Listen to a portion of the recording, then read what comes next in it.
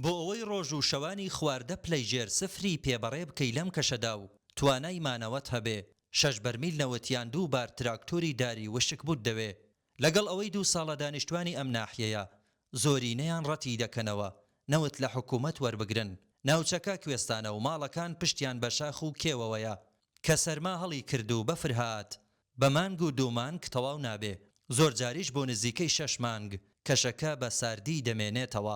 مامە گیان سەلام عەلەیکوم. ئەحواڵت چۆنە؟ باشی تەندروستی چۆنە؟ زۆر سپاس. بەرە وەرزی سەرما دەڕۆین لە ڕووی سوتەمەنی ئەوانەوە وەزعی گوندنشینان ناحیەکەتان چۆنە؟